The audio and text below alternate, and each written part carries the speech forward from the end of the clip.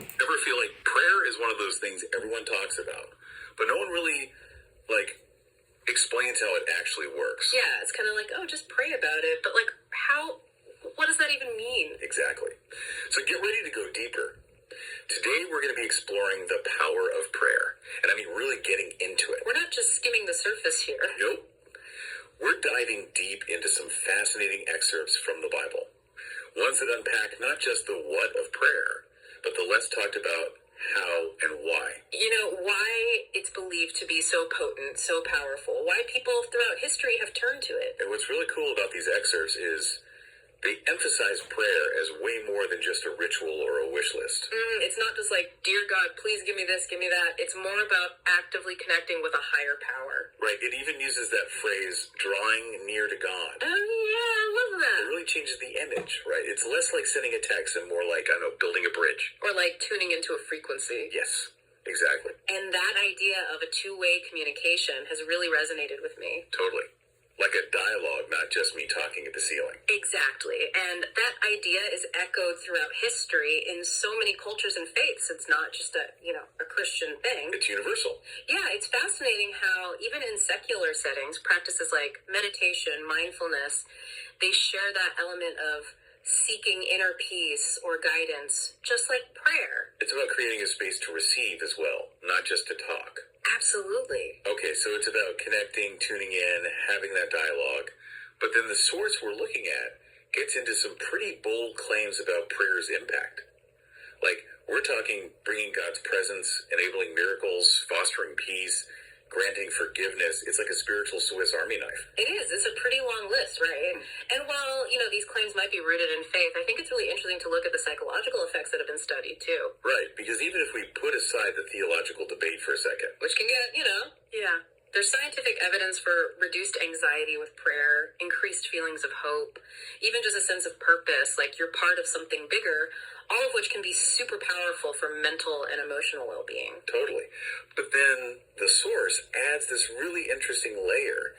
It's not just about asking and receiving automatically, like a vending machine. You put in your prayer and boom, you get what you want. Right, there's no guarantee. Right. No.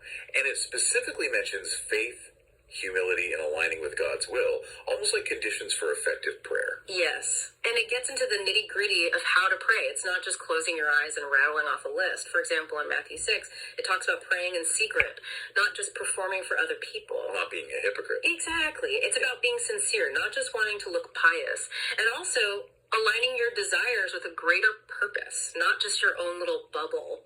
That makes me think about the difference between wanting something for selfish reasons versus wanting something that's for the good of everyone. Like even outside of religion, that intentionality seems really important. It is, and it brings up a really important question about prayer, something that people have debated for centuries. How do we understand this idea of God's will? Does it mean we just sit back and passively accept whatever happens? Or do we have an active role in trying to figure out what that will is and working towards it? Right, like are we co-creating or are we just puppets? Exactly. And different theological perspectives have different answers to that. Some are more on the predestination side, others are more about free will. It can get really complex, really fascinating. It's not a simple answer. So it's less about blindly following a predetermined path and more about trying to understand where we fit in. Which brings us to one of the most well-known parts of the Bible, the Lord's Prayer. Yeah, most people have heard it, maybe even memorized it. But have we really thought about what it means? Right. We say the words, but do we understand the depth? What I find so fascinating is the way it's structured. It starts by acknowledging a higher power, our Father who art in heaven. Setting the stage.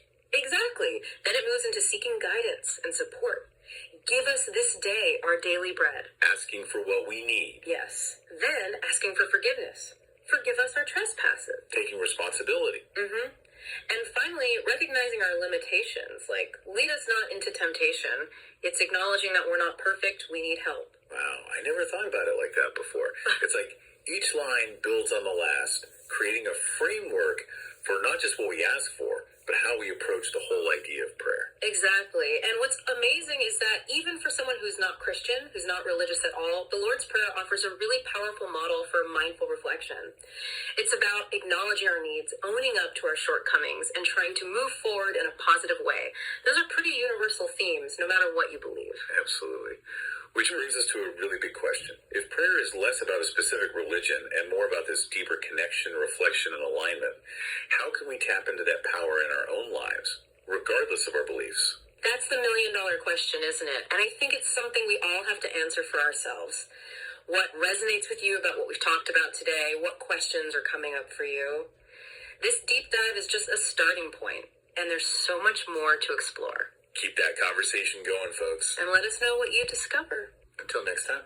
Bye.